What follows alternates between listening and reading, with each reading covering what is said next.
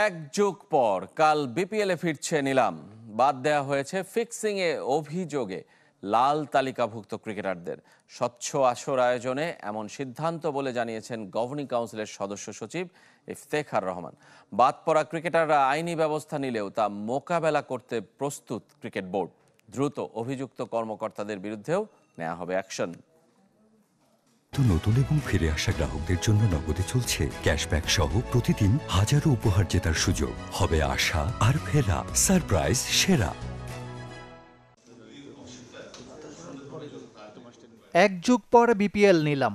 পরিচালনাকারী রাফি নিজাম ছাড়া বেশিরভাগেরই অভিজ্ঞতা নেই, তাই একটা মহড়া হয়ে গেল নিলামের আগের দিন।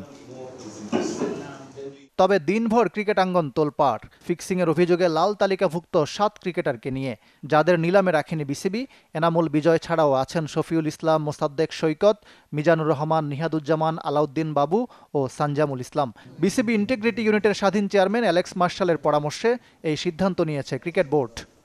আনটিল প্রুভেন গিলটি আমরা কাউকে দোষী বলতে পারি না, কিন্তু যেহেতু রেড ফ্ল্যাগ, আপনারা জানেন আমরা জিরো টলারেন্সে যাচ্ছি, সেই জন্যে আপনারা এইসব red flag players are not included in the players auction. বাদ পড়ায় ক্ষুব্ধ হতাশ অভিযুক্ত ক্রিকেটাররা।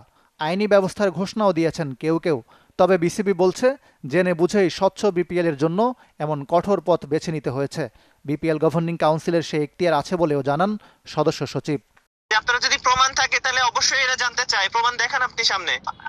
আমরা জাতা প্লেয়ার, আমরা কি বাংলাদেশের জন্য খেলতেছি না? এতদিন ধরে বাংলাদেশ ক্রিকেটে সার্ভিস করতেছি না? আমাদের কোনো এতটুকু সম্মান নাই? ধাপ করে বাদ দিয়ে দিবেন নিলাম থেকে? এটা হইতে পারে? ক্যাটাগরি বি থেকে আপনি সি তে নামাই দিচ্ছেন, এটাই তো একটা অসম্মানের। বিপিএল আমরা ক্লিন রাখতে চাই, সেই জন্যই আমরা এই ডিসিশন অনেক আগেই নেওয়া হয়েছিল, এটা মেটেরিয়ালাইজ করা হয়েছে আজকে।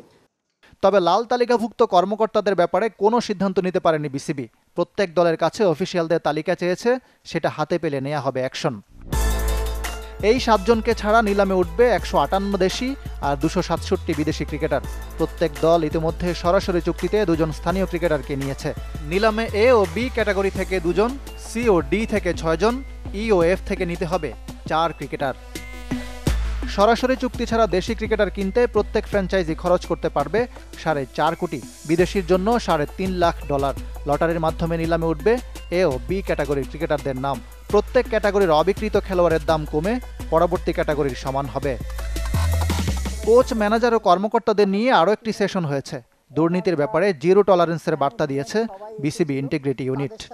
তাদেরকে বুঝিয়ে দেওয়া হয়েছে হোয়াট ইজ ইন্টিগ্রিটি ইউনিটের রিকোয়ারমেন্ট।